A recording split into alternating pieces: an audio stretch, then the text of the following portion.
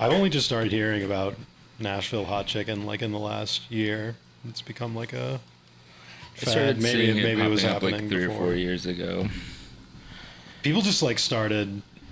I don't know, going to. I mean, people have always been kind of filtering to Nashville from Brooklyn, italics, but feels like people are just like kind of making it part of their routine more and more, even if they don't live there all the way. It might just be that I was hitting my mid-20s, but it did feel like the just other people in the South going to Nashville felt like it picked up as well. Although I guess it's always been a thing. There was a tweet yesterday that was going around that was like a person saying like, people don't know that if you go to Nashville, it's like big city prices for everything. And somebody was just like, if I have to pay big city prices for literally anything in a place like fucking Nashville, what's even the point? I was really surprised at how small it was compared to its reputation. Right. I've never been, but... Yeah, same. It feels smaller than Austin. I mean, they get it literally is smaller than Austin now, but... It's weird to think that Tennessee has a city. Big city. Well, it doesn't It's really. not Not- really. Yeah. I guess it's kind of like, I don't know. Yeah, I guess all their clout is split between Nashville and Memphis. I hear Asheville's where it's at anyway. Yeah, but Asheville's more... I mean, Nashville's like more of like kind of a niche thing. It's not like a big city, like Yeah, even by Nashville standards. right. I just think it's funny that it's just Nashville without the N. That's true. You Is got it- him there. There's a Portlandia bit about that. Damn. They leave Portlandia because it's passe, and they're like, I hear Nashville is it, and then this semi-montage, and they're like, Nashville is also now over, and they go to Asheville afterwards, and then they go to Schville. I can't remember exactly the real what. version. I bet there's a lot of people who have done the real version of that with Nashville, then Asheville, then Boone, Yeah. North Carolina. Wait, what's Boone like? That's where Appalachian State University is, Oh. and it's like, yeah, all the people who find Asheville passe are moved and too big and busy are moving to Boone. It might just be who I ended up getting an Airbnb with in Asheville when I was there, but it definitely got a it like had a little bit more of a Santa Fe vibe a bit, where it's like where regional NPR liberals with a little extra money go to retire, Right. like that kind of thing. Yeah, definitely.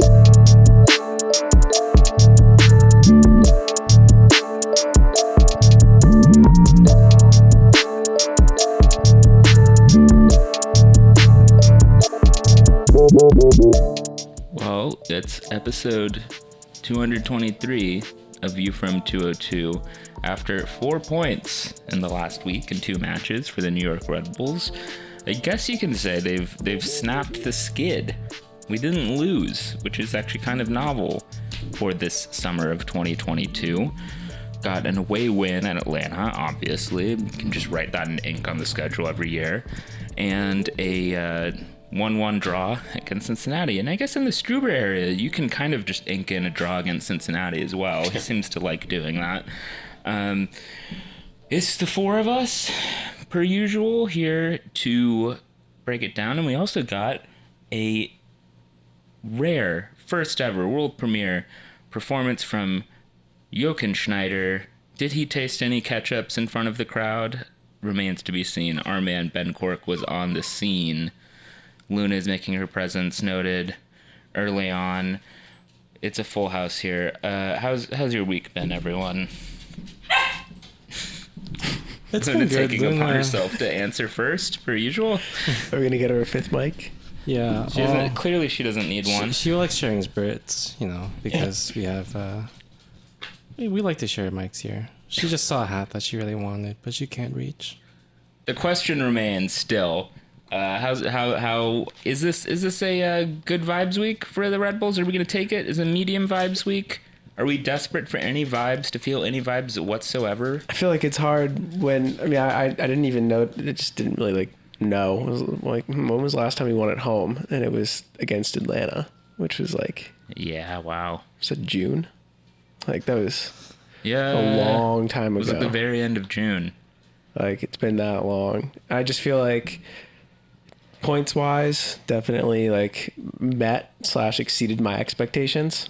I think I was looking for like 2 points. I'm pretty sure we all were to some effect. So to get that result in Atlanta, pretty good, but to just draw again, or to not get points after playing like what was actually a decent game, like decent showing, like it's still just very frustrating. When you said that Atlanta was our last home game, it really put something in context for me, which is that my gym has left one of the TVs on MSG Plus for some reason the last month or so. So I've really gotten to know the programming on MSG Plus and how often it is horse racing, like local horse racing.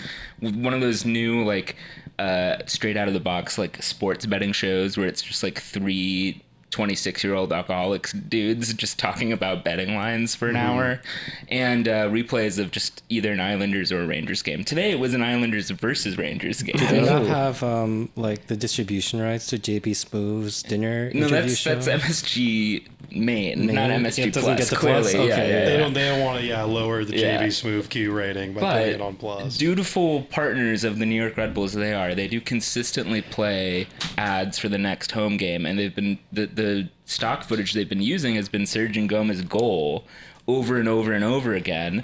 And I was like, oh, okay, so that was just like footage they like, and they've been using it. And I'm like, wait a second. That was the last home win. Oh God!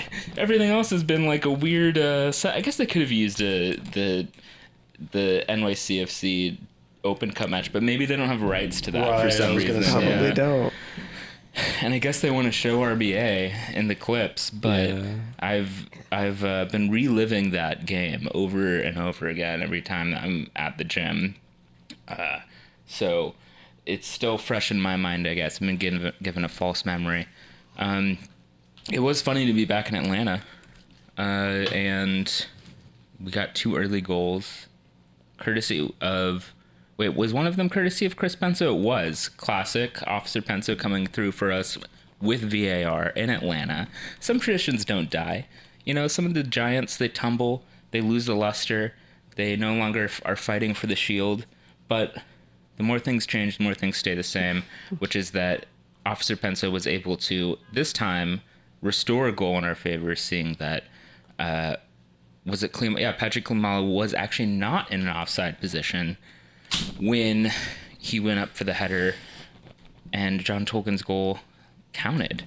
But we scored 2 goals early in that game against Atlanta after, as Steven Shep so dutifully pointed out the last few broadcasts, we had not been able to go forward much at all or create anything much creatively at all.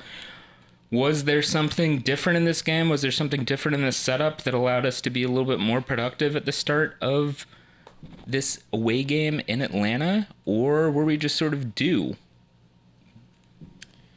I think it was a kind of game that followed a lot of the same tropes, if you will, that some of our previous road wins have. Just kind of jumping out early, simply as just having the energy early. Just, most of our games we come out running really hard, but, it only really can be sustained beyond that first kind of 5-10 minutes if you get that goal and get some of that wind behind your sails. And, this was a game like maybe Orlando away or some of the games at the very beginning of the season away where, you get that opening goal and then you're able to kind of have the rest of the game play out on your terms tactically. You definitely did see the team sort of move the lines back and start bunkering more or less kind of by the end of the second half. So maybe kind of a example of Struber maybe getting a little more cautious after, maybe like the Austin game. Seeing that as a worst case scenario of when this team jumps out in the lead where, if they still pursue the pressing angle and still try and stretch themselves all over the field, but end up getting gassed, it can turn into a disaster. So it seems like there's a little bit of tactical compromise going on, perhaps, but the team definitely looks less dangerous and more kind of iffy in that sort of lower defensive system. But then, on the other hand, Atlanta was just absolutely terrible. It's been in the news, obviously, that they're having a pretty rough season. It's been in the news because they are, in a lot of people's minds, still somehow one of the big clubs, even though they haven't had a winning season in years. And I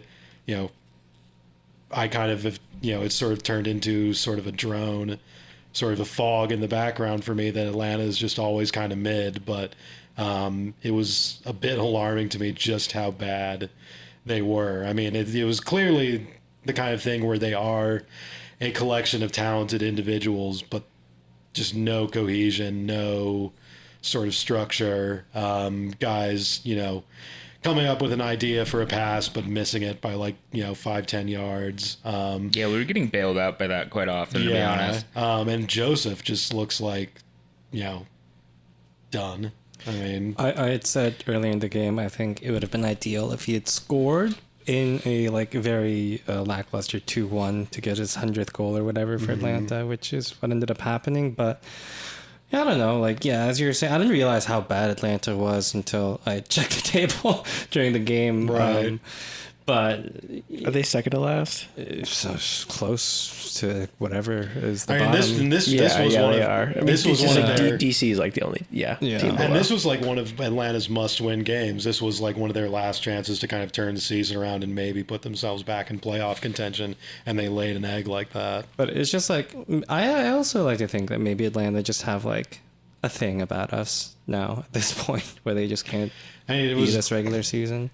It was a dead crowd. I mean, mind you, it was a midweek game, but there it just seemed like no energy in there. There's some of the clips that were going around of when Morgan scored the first goal where it just went silent. I forget how they do the college football thing, college student section thing of everyone standing up the whole time. And when they do that, but it's half empty, it really looks like they're FIFA NPCs, in the background, kind of, because you can see their arms just dangling by the side of their body, and they all just look like a bunch of random, Or it's the flat cutouts from COVID. So you can see kind of the back. Yeah. Oh my God. Yeah. But as much as, in a lot of ways, I like the Lewis Morgan goal because it's oh, hey, look at that. A cutback cross and just a layoff and a nice, tidy finish. It's a feast for sore eyes or whatever the expression is. It feels like forever since we just kind of knocked in a conventional goal like that. But look, just revisiting it, it's we really don't do much to create it. Duncan kind of just runs around a guy and flips it in. Atlanta did really not make us work hard for that goal. And then the second one also, I mean, I guess to our credit, we were pinning Atlanta back pretty bad, but then but Klimala is totally unmarked when he goes up for that header. That the ball is ultimately too tall for him to go. But Atlanta just did not have numbers in the box. It didn't have numbers on Tolkien. They made it really easy for us, and for a second I actually thought we might be able to pour it on even more. Game ultimately ended up evening out more than that. To go ahead and I don't know, prove my impartiality or whatever. It was a game where he actually got some praise from Struber after the match. One of those weird games where that happens again, but.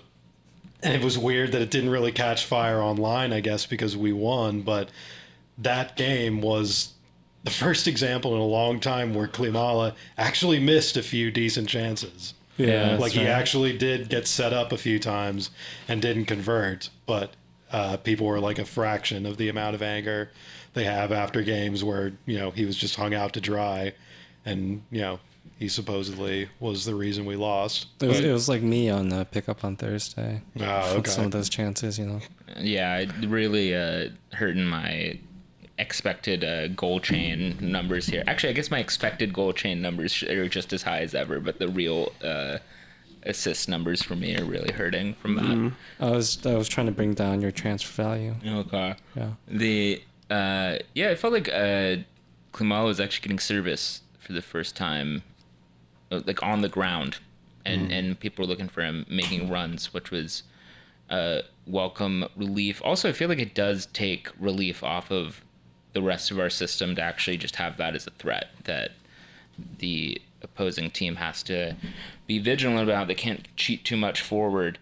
Another thing that kind of debuted in this Atlanta game and then continued, I think, to the Cincinnati game is seeing CCJ playing a little bit further up the field to start and then being moved further back when substitutions occur, and when either Drew or Edelman comes out and CCJ kind of slots in to take in one of those roles. Is this something that we can expect from Struber more? I don't know. I mean, I'm hesitant to even ask it that way, because can we expect anything from Struber consistently? I don't know. That's just that that decision in particular has been bothering me a lot the last couple of games. I'm just not a big fan of him in that position. He's been involved in goals, just like he has been involved in goals as kind of like this like kind of stray winger that we threw him into in previous years. But I really feel like this would be a great opportunity to have someone like Amaya in the 11 to do a lot of those things, like carrying the ball and actually connecting with other attackers, which is what felt very frustrating, especially in the Cincinnati game. Whether or not Struber continues to put CCJ here, I mean, who knows? But I think one thing that's just so obvious is that Amaya is just like not even being considered in a real way right now, which I think is really frustrating given that he had a pretty good start to the year. Yeah, it is strange. I mean, Edelman has played well, but I don't really see why Amaya suddenly is falling. I mean, I think Barlow's played... I mean, not Barlow. Yearwood's played well as well, but I don't see why Amaya has not been able to get into the team as much recently, given how well his season's going. The spreadsheets clearly have said this is the point of the season where Amaya has to take a few off. It must have also been, I think it was in the DC game where Amaya came on for 10 minutes, which I think I complained last week. I just don't get on any level, but I don't know. I mean, I guess it's nice to see Edelman growing into the role a bit. And maybe this is a good problem to have because we just have a lot of competent midfielders and only so many spots. I like Edelman where he's at. Yeah. I feel like I kind of jumped in my mind to not, Amaya doesn't need to necessarily play alongside Yearwood. Like if I wanted Amaya to play, I would like him to push a little bit more forward. Mm-hmm. I think that there, especially when we can afford to rotate, like we could have against Cincinnati, like just to not see him play even in a game like that, where, I feel like he wants to get up for that, like that, against Cincinnati in particular. I think that's just like an issue. I do like Edelman back alongside Yearwood, though. I think he's been playing really well. Yeah, it's another confusing week for trying to pin down exactly what Gerhard's substitution or rotation mentality is, because this is actually the longest Klimala has played in a while. He plays into the 80th minute plus in both games, 2 games in a row in 1 week. Crazy. And then you also see Edelman and Yearwood start 2 games in a row, even though Struber's been fairly conservative on trying to rotate guys. But then you also see Caden Clark and Harper come in for Lucchinius and Lewis Morgan. So I don't know. Maybe I don't have access to the how much potassium is in their bloodstream. I guess they're getting from these sports bras that they wear with the trackers in them with the 5G. But so maybe it works. But it again feels like sometimes the players can't be expected to play twice in a row, and then some weeks all of a sudden some guys can. And Remember how we only have one left back, and it was supposedly hobbling us so much that we have no depth at fullback, and we have to play Tolkien 90 minutes every game. So we signed this Tyler Pasher guy, and he never sees the field at all in the first 3 weeks that he's been with the team. Yeah, that does ring a bell. It does ring a bell, you know. Simultaneously with Duncan coming in and playing like 90 minutes, twice in a row is pretty funny. Reyes came off again too last time, right? He didn't start against, but he came on during Atlanta. Yeah, because we shifted to three center back lineup or formation, like in the middle of the second half. But he did start against Cincinnati, right? Reyes did come out after 60 minutes. Yeah, against Cincinnati. Long came in, right? Which we could talk more about that. Yeah, more rotation. I mean, I guess maybe this sounds like sour grapes to be still complaining about it on a week where we got 4 points, but I don't know. I guess I'll just be consistent that it's not really to my taste. Also, with the 5 substitutions, I've just reached the point where I just don't like that. He's gonna do it, like, because I think in one of these 2 games, he like just did 1 substitution. And then the next, like 10 minutes later, and I was like, oh, 2 single substitutions. So he only has 1 substitution window left, maybe, and then 3 at once at the end. I was like, God damn it, Gerhard. You know what's even weirder too is that last year he was not using all 5 of his subs, even though he could. He just like which I speculated in OAM was him being like ultra utilitarian or whatever, and thinking like, oh, they're going to take away 5 subs eventually. Let's not coddle them. Let's keep them. Let's keep their their base level the same. But no, now. I mean, I guess now that he knows it's here to stay, he's like, fine, I'll use it. But yeah, look, I'll admit, I just don't like it for, I think, both rational reasons and maybe irrational reasons. It's just, I just don't like half the team changing throughout a game. It's not hockey, and then it's like we almost always, even whether we're winning or we're losing, it's like the team that ends on the pitch is usually just sort of running around and treading water, rather than having a slight tweak to the team that's been playing, like learning how to play through the whole game. Such clear desperation, like you saw, when Barlow comes on, exactly what it's going to look like. Yeah. And then, like in this case, in the Cincinnati game, like long goes on for Reyes, and like it really just felt like it was like that FIFA like sliders moment where he just like threw him up like all out attack, like threw like long up there as like the second striker in these really weird ways. Deep pad tactics. Yeah, that's what it felt like. It's like, we have that, like, that just like, it's so obvious. Switch your fullbacks at any instant moment. It was also weird to me that Omir was not even on the bench against Cincinnati. Coach's decision is what I think was. Which, like, why is that still happening? Like, is Omir like partying too late or something, and he's getting benched for this week? Is it like, or is he just not doing the press triggers right? Like, I don't know. It's a new guy, every few weeks. I mean, who goes from seemingly being at the top of the pecking order and getting picked for every single game to all of a sudden not even being on the bench. Right. The load management is him unloading kind of their moral responsibilities each time, so they're actually in the doghouse for sinning. Right. It's because Omir, we've talked about how he's sort of limited now, like as the player that he's developed into, like the final ball is kind of not always there. But in terms of just being kind of an attacking presence and helping with link up if the team is a little stale in the second half, he's pretty good for that. Like, I don't know why you wouldn't just have him on the bench. As I'm saying this, I'm realizing this does feel like a minor quibble, but it's just part of my larger lack of patience and distaste for this, like, simultaneously having a ton of substitutions, but also having no real consistency and everything kind of always being in flux. And it's kind of just breeding apathy for me about the direction of the team right now when everything seems like it could change every week. I mean, it's become kind of a theme too, where we've been talking about while we're on the topic of subs that, center backs are still getting subbed all through the game, and you can chalk that up to, Reyes still recovering from injury, although that's become kind of, overdone the last few weeks. I feel like, he's been healthy for over a month now. And if he's healthy to play 60, he's healthy to play 90, and especially at center back. And it's just the fact that you would sub center backs that much, even going back to what we've said about Long being subbed for supposedly injury load reasons.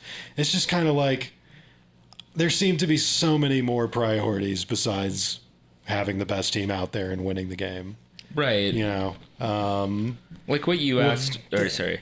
Well, I was just going to say, it's kind of going back to the thing we laughed about last week where Struber, had that Instagram comment where he was like, oh, yes, it is a good team in the future.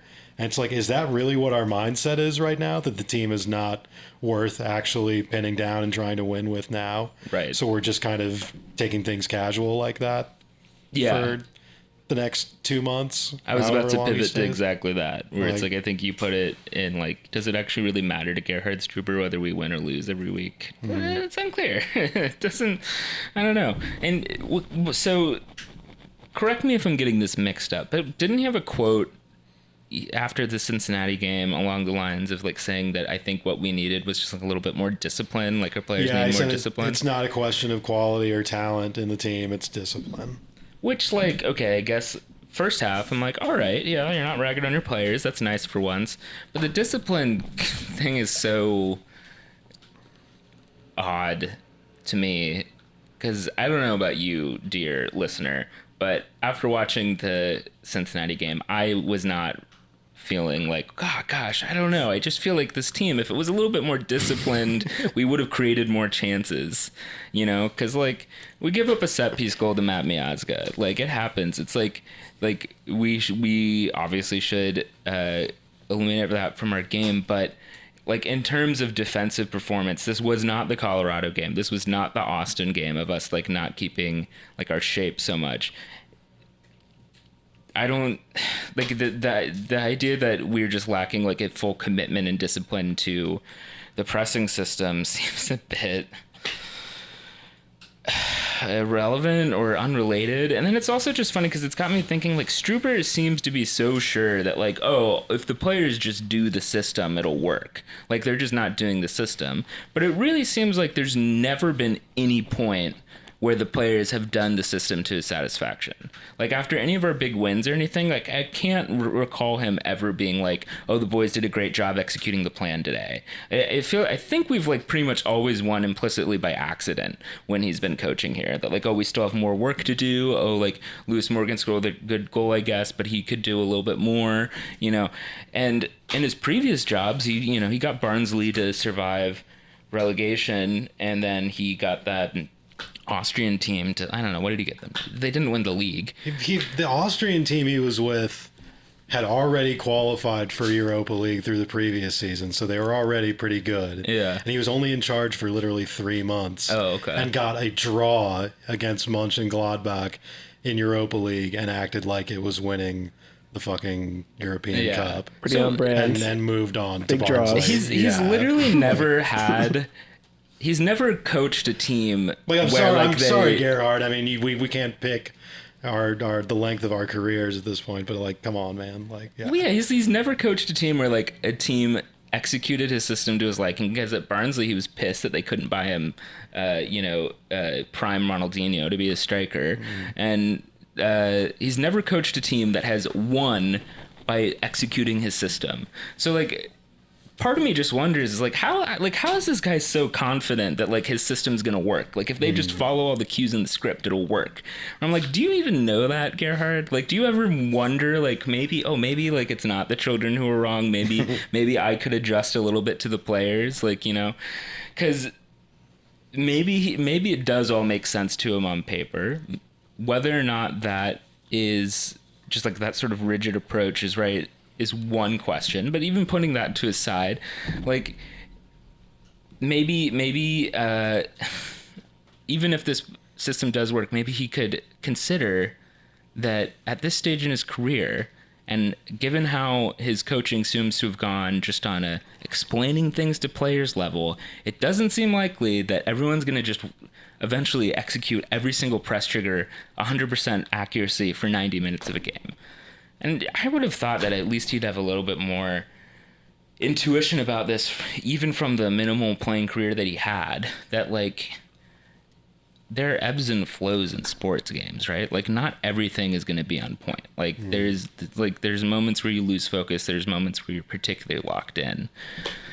It's bizarre to me that that's his takeaway. That he especially a sport like soccer. When you boil it all down, the essence of tactics in soccer is kind of having your team set up to be able to control any situation. Sometimes there's bad situations, and the way Struber defines and kind of, diagnoses what's going on with his team is kind of like, if we can't create good situations every time, then what's even the point? If we can't have everything perfect at all times, then I guess we're just going to get punished and we're going to give up 5 goals versus Orlando in the second half or whatever, that sort of mentality of just like, we're either going to do it this way or we're not going to adjust at all is just, just strange considering how much, the entire essence of soccer management is to have your team in the best situation it can be for any scenario. And sometimes there's going to be scenarios like freaking 3 months of summer in a 90-degree heat where you can't depend on your team being perfect in pressing at all times. So I don't know, just a lot of things that are, a lot of decisions, a lot of statements, just the whole kind of milieu around Struber this summer just implies that there are so many things, tactics, load management, whatever, that are being prioritized ahead of just, adjusting to, or making lemons out of lemonade. And it's not even like there's been that much lemonade this year. And it seems like at that first moment of resistance, it's just like, well, that's how it goes.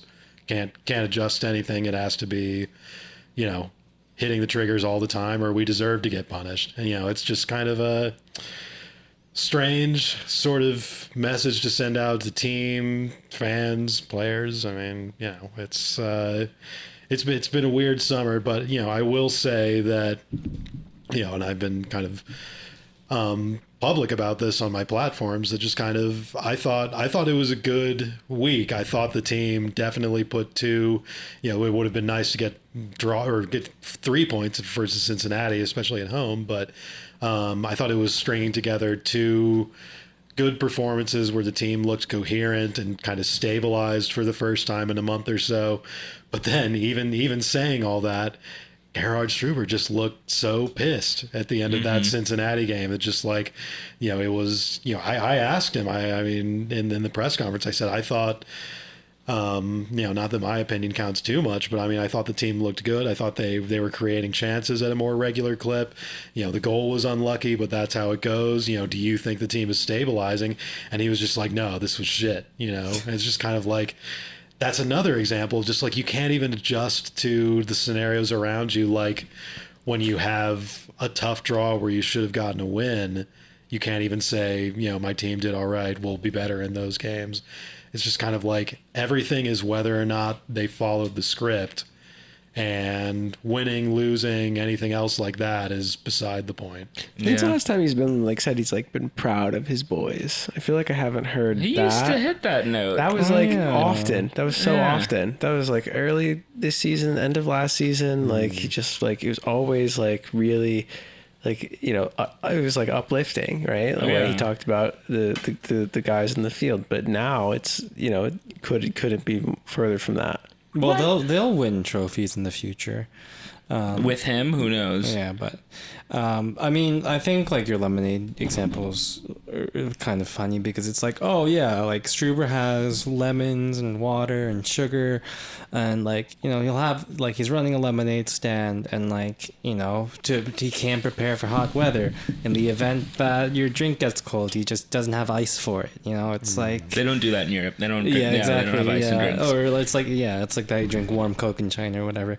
But it's like there's never you know, a reason to have a plan for when things fail, but when things fail, obviously they do, and they're, you know, like why are we not, you know, kind of having contingencies behind that? It's like a weird commitment to something that we're not even really able to define, like, and you know, like, not to bring up the ever present now Jesse Marsh and Leeds United, but like, you know, I watched that game and like he has this kind of fanatical energy about it, but like, you know what he's about. Like when you watch his team play, like I don't really know what Gerhardt's team's about. You know what? I'll take a crack at grading Gerhardt on a curve. Not to be a Gerhardt's advocate over here, but you know, compared to last year when he rolled the ball out, or he didn't roll the ball out, he held onto the ball for dear life and was content to play to a 0-0 draw against Cincinnati in RBA and pissed me off. Maybe the fact that he's mad that we drew this year is somewhat of an improvement. Like, oh, hey, maybe he does want to win. Maybe he does want to beat Cincinnati. It's a pretty average side. But the tone, I mean, like you said about the right. discipline quote, was just like he wasn't as mad about the loss or the drop points as much as the team not following his instructions. Right. So, and it's yeah, I do slightly regret getting off onto a grumpy note here on grumbling about the substitutions a bit first, but I am just tired of this guy. Like, what's this guy's deal, man? Like, we had a good week, but he's still sort of being bizarre and grumpy about it. Seems disinterested in encouraging the players to pick out the good parts of what happened. Although I guess it does seem like maybe there has been a positive development in the relationship with Klimala. Klimala was trusted to play 80 minutes each. He looked good in both games, I thought, and he finally broke his goal duck with the penalty against Cincinnati. So maybe that's one positive area of you know, seeming to have a vote of confidence in his players. I'd hope that's continue. That said, we also finally got Elias. What is his last name? Manuel, or I don't know how. In Portuguese, there's probably a sound in it somewhere. Yeah, well, he has arrived and gotten his visa here, so I'm sure he'll be fit in 2 months' time to play 16 precisely scheduled minutes. Or surprisingly, just will start or play every minute from this point forward in the season. Yeah. That is a good point. He's gonna pull a Struber and only play in the playoffs. Well, actually, yeah, he's just gonna play in Klimala's spot now that Klimala's been playing 80 minutes at a time. Yeah, go figure. But we'll see, I guess. I mean, my mind is starting to wander already to the Jochen Schneider press conference as well, because he finally introduced himself, and it's just reminding me about how we really weren't that active on the transfer market this summer, despite Struber really talking up that he wanted to be, and it would be very important for us to be. Schneider finally talked to the press, and seems like he actually, you know, is not just an empty suit and is somewhat aware of what's going on, which makes it more striking to me that we've decided to be very conservative and not commit to too much this window, despite Struber sort of throwing a fit about it semi-publicly. I don't know what to make of that. I think we're right. Struber's gone. They don't want to invest in him. I don't know. I mean, maybe they just want more time in the off season. I don't know. It's getting hard to imagine him here much longer, isn't it? On both ends at this point. Yeah, like, it's a mutual thing, right? Like, yeah. He doesn't seem he doesn't want to be here. His family's not even here. Like, right. And honestly, If he wanted to be here, his kid would be playing in the academy, right? right, we would have signed him to a first division Yeah. deal, like Harvey Neville, right? Which I overlooked that at first. It's that Miami signed him to a first team contract when I thought they were just announcing that he was joining the academy, and I was like, No, that's fine. he and Beckham's youngest son have been on their USL team for like 3 years now. Oh my God, Damn. that's great. I forget that Beckham is involved in that. Like they Right. really Yeah. buried that part of it.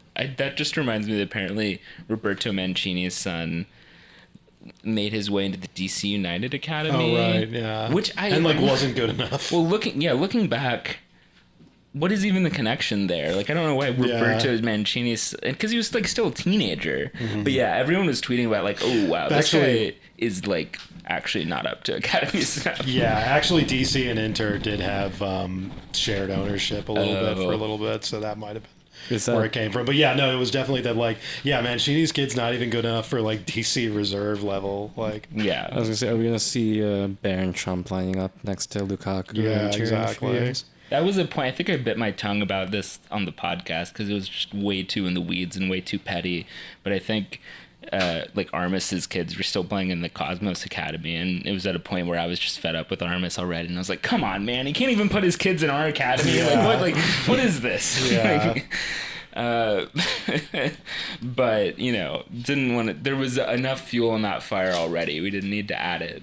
And also, I don't really like it. I don't even know if Struber has a kid that could even be in our academy, but he doesn't seem to want to be here either. So the fact that we didn't throw a lot of toys his way this transfer window would only seem to support that. I have no idea where he might go or what his plans are. As we've said in the last couple episodes, a lot of his statements and mood and attitude the last couple months has been really bizarre, even just from a self-serving ladder climbing perspective. I don't think he's covered himself in glory. Would you say even like I mean, I guess these were pretty obvious decisions, I think, at a front office level, but even like the outright rejections of maybe some of these rumored kind of transfer or like inquiries into some of our players might indicate that we're also kind of future looking in that regard. The transfers for players, for Red Bulls players outwards. Mm-hmm. I don't know.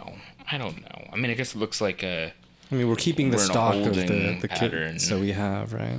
I guess we can just jump full into the Schneider press conference then at this point, because it struck me how Schneider actually seemed to have a fairly positive. I mean, it's not too surprising, I guess, for an introductory press conference to speak well about your club, but seemed to have a fairly positive understanding or assessment of our squad. Unlike Struber, Schneider did say he likes the players and thinks that they're great.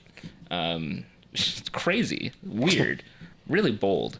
And he really likes the staff, etc., etc. Pretty boilerplate stuff, but also has me really thinking about how that feels novel to me, even though it's totally boilerplate. But I don't know. What was your feeling in the room as it happened, Cork? What did Schneider hit a consistent tone throughout this press conference? Did he have any? I know he sort of addressed how he might be interpreting the head of sport role. Was there any meat to that sort of theme? Most importantly, does he have tall energy? Well, he does have tall energy. They were discussing before he came out in the press conference how to angle the mics, because he was going to have to like lean over to hit the mics and the Zoom computer. But Finally, some tall energy. hopefully he didn't like fuck up his back for the last like 3 days. But anyway, yeah, he's a tall boy, but also a pretty bright boy, a pretty sensible boy. It was pretty boilerplate, as Brit said, and there was a lot of kind of, at least online, a little bit of hype around this press conference for I think for most people out there, the reasoning being like, oh, how come we didn't get a bunch of new toys this summer? This guy's got to answer.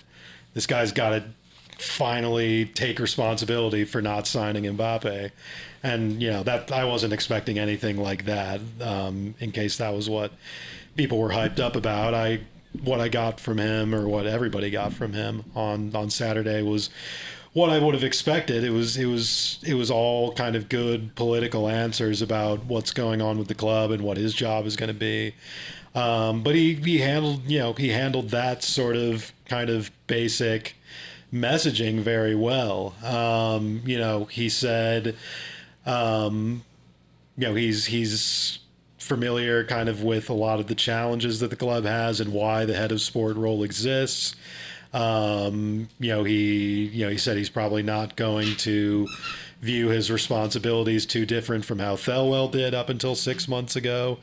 And, he's kind of, I wrote a long column that went out for OAM this morning about how it's strange that the head of sport role still exists, but B, that the version of it that Schneider is going to be performing in the months and hopefully years to come is kind of a different purview from what Thelwell had when he came on, 2-3 years ago, where the club was kind of bottomed out, needed a lot of things fixed, needed a lot more kind of momentum going its way and recruitment and, backroom hiring and stuff like that. And all that kind of stuff has sort of been, all that less sexy kind of end of the sporting director, head of sport, whatever sort of job has been done in the last couple of years. The squad has been overhauled and is now kind of a young growing spine as opposed to sort of the jumbled mess that Thelwell took over at the end of 2019. So Schneider's job is going to be different from Thelwell in the fact that it's not kind of reclamation or renovation of the club. It's kind of fine tweaking the sort of upper end of things to finally get this team in trophy position now that they've sort of stabilized and have a good core set up again for the first time in, since Jesse Marsh and Ali Curtis redid the team in 2015. So, this, and, to his credit, Schneider said a lot of the right things on that front. He said, I understand, he understands that, it's a playoff league and that, the MLS Cup is what the club is kind of missing and needs to sort of put the final bow on its prestige about. And but at the same time, he couched that in reminding people, which I think we would all agree is a useful reminder to have out there, that in a vacuum, when you cut away all the context of what people think the club should be, over the last decade under Red Bull ownership, the club has done well. The club has been a competitive, respectable, entity on the American scene. They never missed the playoffs. He said winning the Shield 3 times in 6 years is not an easy thing to do and is not something that is given by God, in his words. It's something that required good work, and, he sees his job as improving on that. So I think that's the right framing to put everything in as far as the big picture of what his job is and what is expected of the New York Red Bulls. And, it was all pretty encouraging stuff, and it was a lot of the same. It paralleled a lot of the good framing and good rhetoric that Kevin Thelwell put out there for a couple years. So I think pretty encouraging intro from Jochen Schneider, as sort of basic and predictable as a lot of it probably was. Yeah, I got the vibe from your write-up and other things that I saw that there was also just a sense that it feels like he's probably going to be here for a bit, that he's not in a hurry. And this all just felt surprisingly reassuring to me. Particularly the stuff about, like, the Shield. I mean, obviously, it's just sort of catnip for me in one way, where we're Shield people, but also it's like I'm relieved to hear there's someone with some sort of authority or influence who just kind of wants to raise the floor of the club up again. Because I think maybe one thing that annoys me about Struber over time is that he seems to also to maybe even buy into this whole, like, what's the point of, like, whether we finish like second or 10th in the conference, like, whatever. If you guys aren't doing my system, like, you guys just, like, aren't gonna get it, so fuck it. Maybe we'll just run out in the playoffs and have a run. But other than that, like, it's the results are just kind of whatever. If Schneider is gonna have a little bit more of an influence of like, yeah, let's just professionalize a bit. Let's get our expectations high. Let's remember our recent history of what this club has been for the majority of league's existence. That's music to my ears. Also, especially if we can just like recover our home form. It's getting a little ridiculous here with our inability to win. And whether it's fair or not, it just does feel like sort of a hallmark of the Struber era as well. I mean, it's even worse than the Armas era now, right? Struber does have a worse wins-loss record than Armas over about roughly the same period of time now. I mean, Armas did win the Shield. He at least won a trophy. But the thing about, like, I've been saying this since the beginning of the season at this point, but, like, fans haven't been able to watch his team win because we don't win at home. Like, even if we, like, do win the games we do win, no one's able to really like experience it for themselves, so it doesn't even feel like we're winning when we do win. So it's like even worse for his case that we're only winning away, at this point. And it's just like there's like that lingering feeling. Why can't we get it done at home? I don't know. It just doesn't make sense.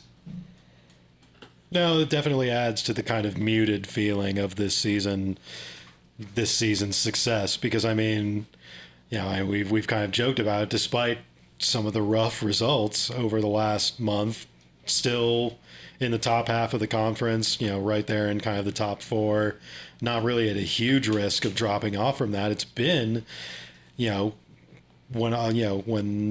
you put it all down on paper, it's been a good season. But yeah, the lack of home form and just all the weird kind of unforced drama, it seems, that Struber sort of generates has added to just, kind of a muted feeling to what should be kind of, and, I was writing this for OAM, about a month ago when we were putting together kind of like this, the big win over City in the Cup and some of those results coming together where it, and I think it generally still should be this way, where this is sort of the season where the Red Bulls have their mojo back, where the club feels kind of straightened out again, but then there's still, these weird little flourishes, like seemingly not being able to win at home, that deplete some of that. So I don't know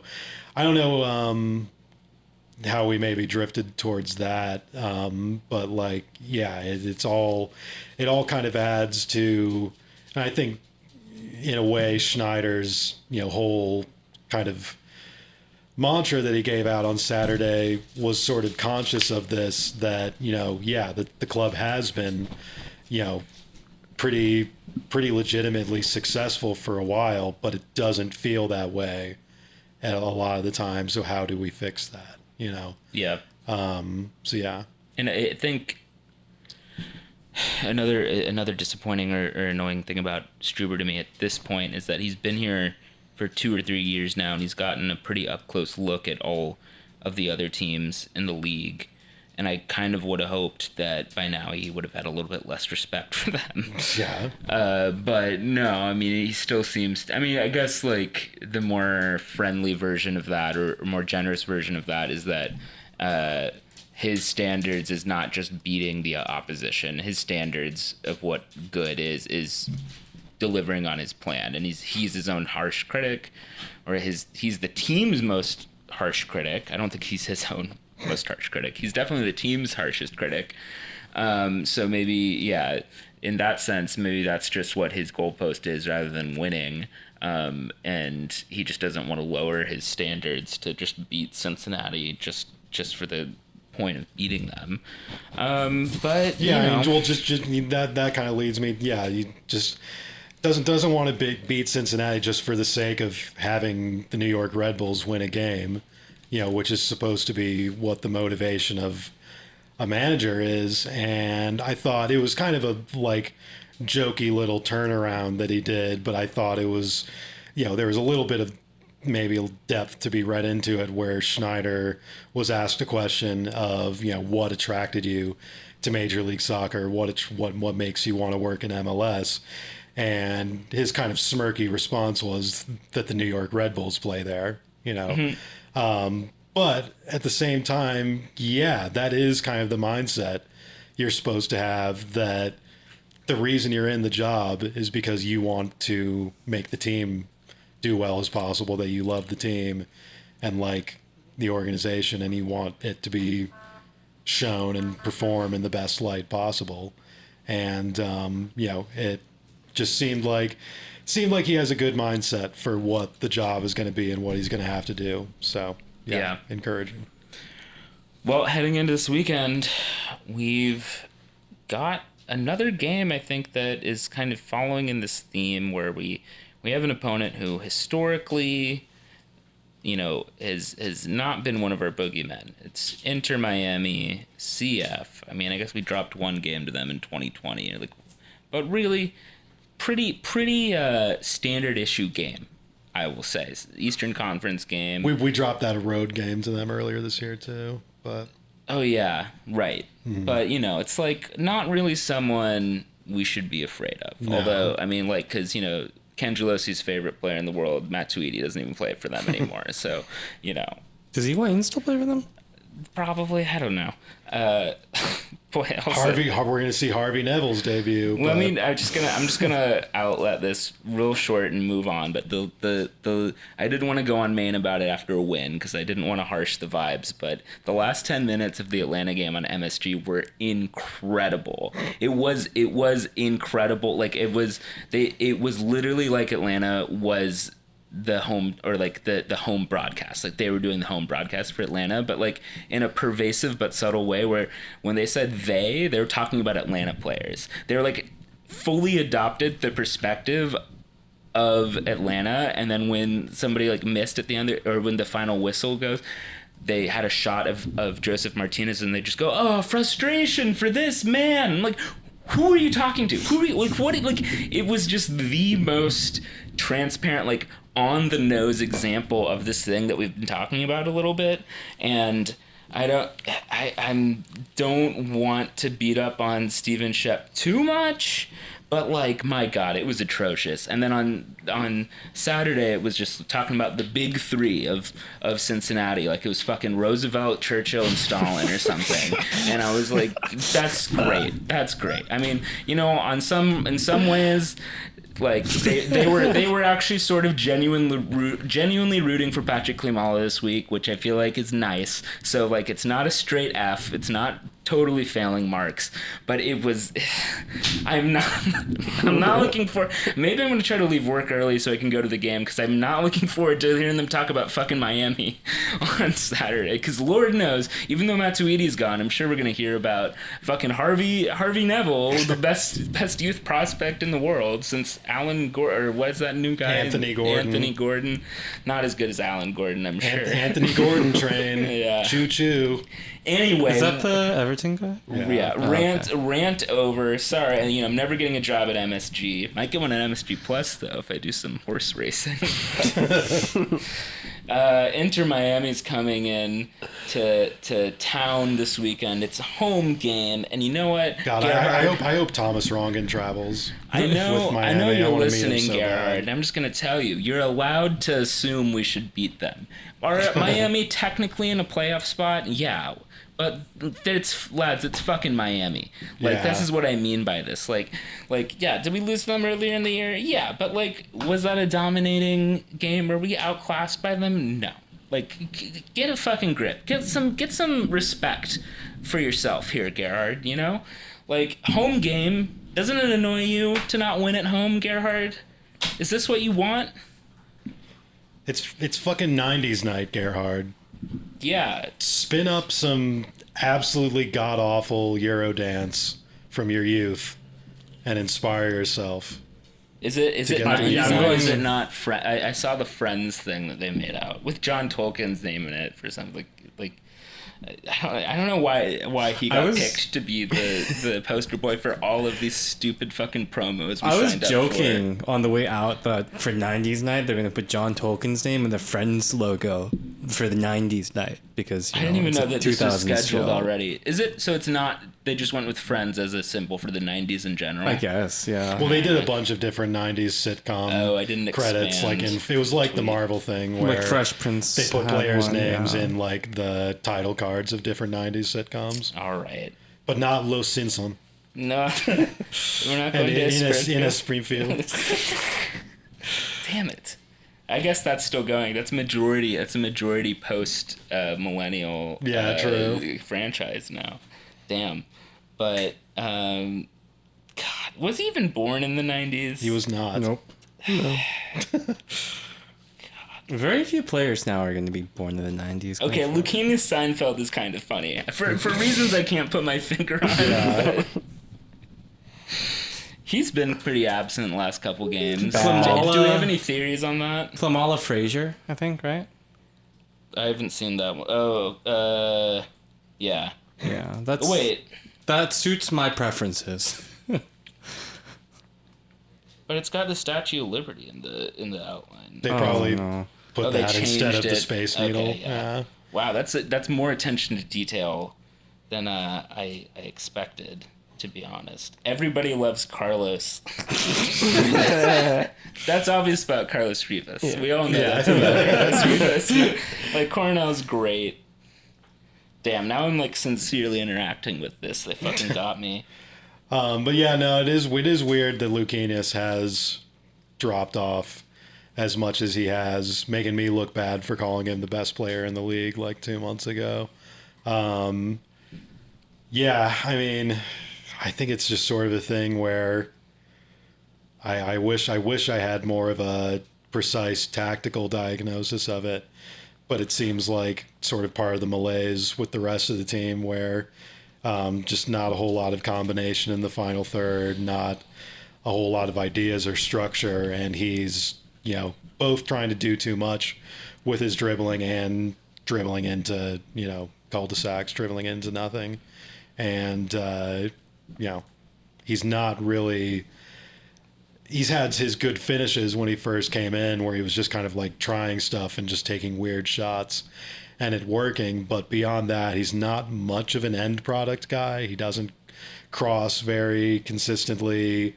He doesn't really, his dribbling involves getting players really close to him and kind of jetting away, as opposed to him sort of moving the ball into space and then hitting it. And I've noticed that takes him like a split second to get that going too when he's on the separation. dribble. Right. Yeah. So that takes up transition time too. So it doesn't really suit. And he's not a counter attacker really. He can't really go coast to coast with the ball. He has a good first few steps, but then he runs out of steam quick. Honestly, made a little bit more for a possession team kind of attacking role. Yeah. And it's funny because like it seems that our team is taking all of the worst of the coaching like trends of these guys like Pep Guardiola and Thomas Tuchel, and that we just take attackers and absolutely ruin them for the sake of whatever system we're trying to play. It was noteworthy along these lines as well that Schneider did commit to the verticality and young players and all that Red Bull way sort of thing, where he probably could have gotten away with not saying that. Yeah. But, I mean, that could change. Well, I mean, we'll see. Yeah, there's no rule that says that, Right. he has to keep doing that. But. Yeah. I'm going to bring out the transcript and be like, "Excuse me, sir. On this date, you told Ben Cork." Are we supposed to believe this is some kind of magic xylophone? Yeah. Boy. I am similarly baffled sort of by the... I don't have a tactical prescription, I guess, is more to the point. I guess you guys did a decent job of explaining what's been wrong with Lucanius, but it doesn't feel... I mean, maybe he just has to kind of work through it and maybe find his flow along with the rest of the team. I wouldn't expect that there's like a quick adjustment we're going to make given everything else that's going on that would get him more plugged into this game. So I would just hope that maybe we can roll out there on Saturday with Klimala getting more time. If Elias makes You know what, Gerhard? You can give Elias 30 minutes. Sub him on, not necessarily for Klimala, but like, what if you do your two strikers again? You can try it. You can do a little bit of it. You can give him a little sub cameo. You know, just I swear to God, if you substitute him in the 56th minute again, I'm gonna lose my fucking mind. Based on what we know about Elias, and Ross Haley had a fantastic write-up on his just kind of personal and technical background in OAM a couple weeks ago, but he seems like kind of an analog for what Omir does in the team and the roles that he fills in the formation, and I think the intention is that he'll be kind of a sharper upgrade on Omir, so we'll see how that plays out. It's interesting considering Omir's recent playing history as well, I guess. Can we still do MLS trades? No, That's just over. free agents. just free agents and waivers. Yeah. So we can still sign Diego Costa. Well, actually, free agents closes up in like a few days, but yeah. Yeah, so we have a couple of days to sign Diego Costa, which is my signing of choice, obviously. Yeah, that's gonna go fucking great with our system. I can imagine it now. It's gonna be a locker room like wonders. You know what? For And chemistry. he would play 95 minutes a match, given how it goes. But yeah, I mean, I totally lost my train of thought. I guess, I want to see Klimala get at least 80 minutes again on this weekend. You know, I do think, like, it looks more likely that he can pile on a couple more goals here. Oh, I remember. Okay, so what these attackers like Elias and Lamal and Luquinhas really need, I'm remembering now, is like, because we, ASC GeoGuessr, had some pretty good like overall team like man-to-man movement in the attack. I feel like we really unlocked kind of that like interplay in the attack, whereas we were really shoddy on the defense. So maybe if we combined our two tactics. That's very rich of you to say that, given your finishing highlight reel. Right, but the identifying the issue wasn't chance creation in our case. It was quite the opposite. So, Okay. you know, put Klimala in for me, you guys would have had like 40 goals, right? The listener should know this was literally pickup, so nobody was really playing defense. Or like, you know, you make a token effort a little bit. There was no goalie. Yeah. Just like MLS. Yeah.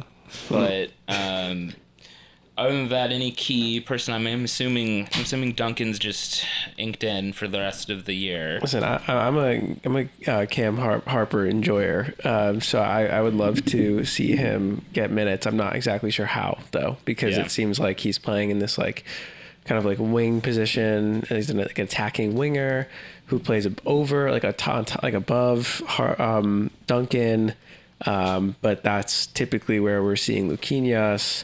So I don't even see space for him to start really. But I like what I've seen from him.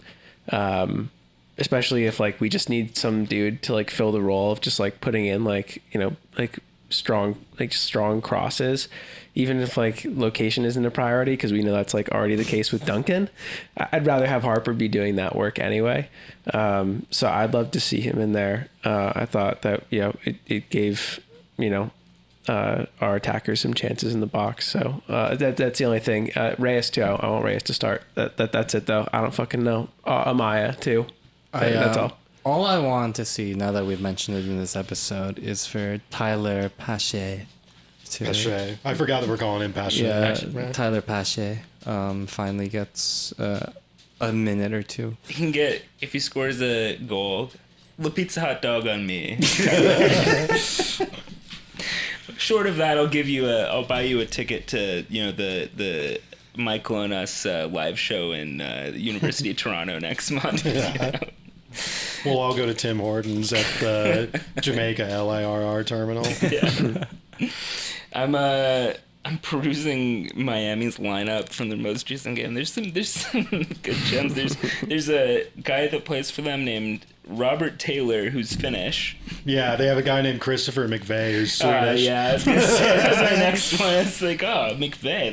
That's a courageous choice. Yeah, no. Yeah. Spelled differently. Some fun nicknames you could the supporters groups down there could come up with. Yeah. The goalkeeper is Koresh. Like, it's oh man, they have a Brazilian whose name is Ruby Ridge.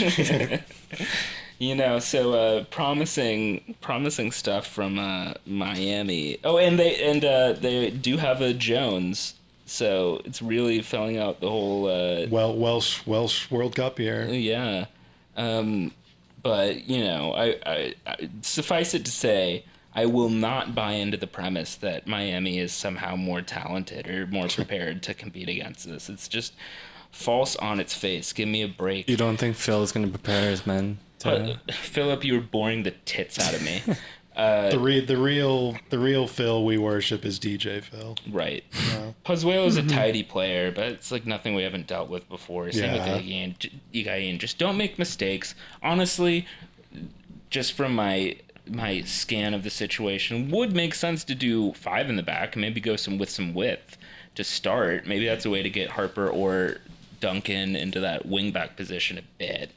But this is also, I think, if Frankie doesn't start or make significant sub minutes here, Frankie watch may be resumed. I mean, in terms of him being in the doghouse. The flip side of that is that if Edelman makes a 3rd consecutive start, we have to start wondering if he's just in the position. But then there's also the cautionary tale of Drew Yearwood, who has also made a couple consecutive starts, but seems to be on a 6-month on-off cycle. In a lot of ways, a lot of our midfielders seem to be that. So this was all planned months in ahead. You're just too basic to understand. That's so true.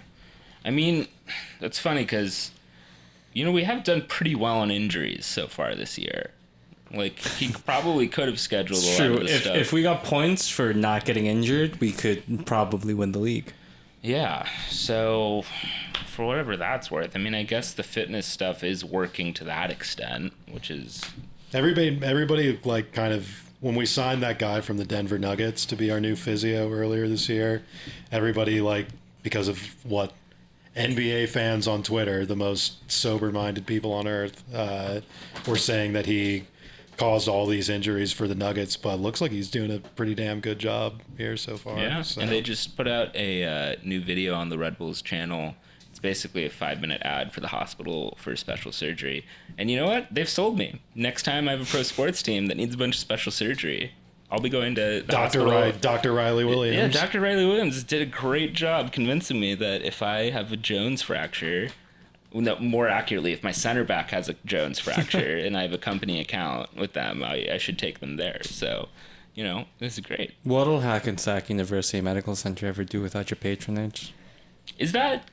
Are those 2 different hospitals? Yep, I think so. Oh, we switched hospitals? I think so, yeah. God, first we ditched Yanmar, now we ditched Hackensack. You know, next year we're going to be with, like, Mount Sinai and, you know... As long as we're not with New York Presbyterian. Right, that's NYCFC. Yeah, fuck off. Yeah. If I have a heart attack and I'm outside New York Presbyterian, just fucking take me to Hackensack. I'm not going. I am going Take to 3 NYU hours. Langone. I am going I will anywhere. die on the George Washington Bridge before I die in New York Presbyterian Hospital. But... Take me to Weill Cornell. Anything else for this Miami game? I think we're going to talk about Montreal next week. Not enough. Yeah, we're going to talk about Montreal next week. I'm expecting a win, despite all my crankiness, despite my being sort of apathetic about the summer. I am now going into this saying, fuck it, let's do it live, let's win, let's score maybe even 3 goals. 2 would be neat. 3? Wow. If we even win 1-0, I'll take it. I am, for one, tired of sitting at weird, awkward post-game events that we've given disappointing results to. So I would like... Is there another event? 90s Fire Nights. Fireworks Fire night. Fire night. Let's go. Oh, it's like a Siege of Sarajevo. That would be, yeah, is it like, are they going with the 90s theme of like Cornholio? You have like Beavis come out onto the field for Fire Night? But Well, what do they call this syndrome? Like Gulf War syndrome or something? yeah.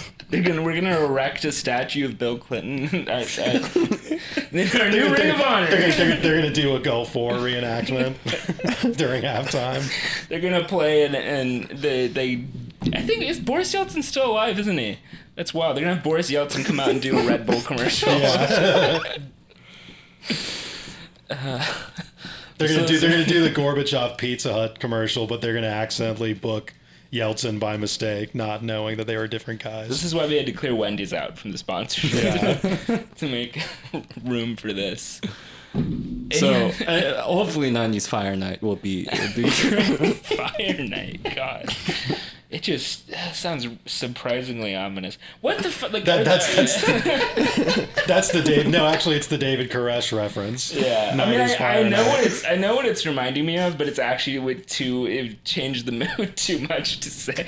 But so they're gonna have 90s themed fireworks. What's It'll just be fireworks all in the shape of that cup design. of like Pokemon? I guess Pokemon's still going on, but Yeah, just a Pikachu fire. Like, it's just the parade floats of the 90s. this would be a great opportunity to have the mascot parade that we mentioned. But with last week. 90s cartoons. With Dora, you know, Ren and Stimpy. God, that might be right after. That's probably Yeah, right Ren after, and Stimpy, all real monsters. Yeah, go for it. Yeah. All the body horror, like eyeball stuff.